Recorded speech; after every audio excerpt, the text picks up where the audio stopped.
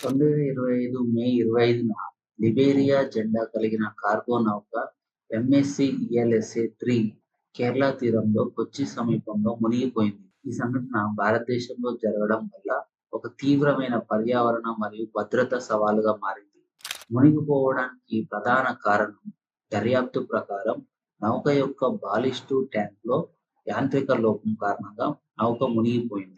ఈ లోపం నౌక స్థిరత్వాన్ని ప్రభావితం చేసి చివరకు మునిగిపోవడానికి దారితీసింది. కేరళ తీరంలో మునిగిపోయిన ఎంఎస్సీ ఈఎల్ఎస్ఏ-3 అనే కార్గో నౌకను పోలాండ్‌లోని స్కాగియన్ షిప్‌యార్డ్ 1997లో నిర్మించింది. ఈ నౌకను ప్రపంచంలో అతిపెద్ద కంటైనర్ షిప్పింగ్ కంపెనీలలో ఒకటైన మెడిటరేనియన్ షిప్పింగ్ కంపెనీ నిర్వహిస్తుంది. మునిగిపోవడానికి కారణాలు నౌక మాస్టర్ ఇవానోవ్ అలెగ్జాండర్ ప్రకారం నౌకలో యాంత్రిక లోపం ఏర్పడింది. ఇది నౌక మునిగిపోవడానికి కారణమైంది. ఈ ఘటనలో సాంకేతిక లోపం, వాతావరణ పరిస్థితులు మరియు లోడ్ పంపిణీ వంటి అంశాలు ప్రభావితం చేసినట్లు భావిస్తున్నారు.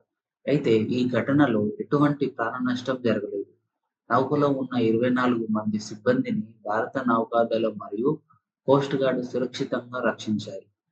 నౌకలో ఉన్న సరుకు ఎంఎస్సీ ఈఎల్ఎస్ఏ-3 నౌకలో మొత్తం 643 కంటైనర్లు ఉన్నాయి.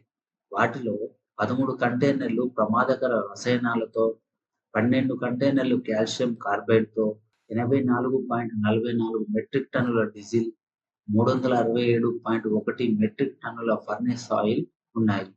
ఈ ప్రమాదకర పదార్థాలు సముద్రంలో కలవడం వల్ల పర్యావరణానికి తీవ్రమైన ప్రమాదం ఏర్పడింది. నౌక మునిగిన తర్వాత కొన్ని కంటైనర్లు తీరానికి చేరాయి. ముఖ్యంగా కొల్లాం మరియు అలపుళ జిల్లాల్లో ప్లాస్టిక్ పెల్లెట్స్ మరియు ఇతర రసాయనాలు తీర ప్రాంతాలను కలుషితం చేశాయి. ఈ కలుషితాన్ని శుభ్రపరచడం కోసం శాస్త్రీయ విధానాలు, డ్రోన్ సర్వేలు మరియు వాలంటీర్ల సహకారంతో శుభ్రపరిచే చర్యలు చేపట్టబడ్డాయి. కేరళ ప్రభుత్వం మరియు కేంద్ర సంస్థలు కలిసి ఈ చర్యలను తీసుకుంటున్నాయి.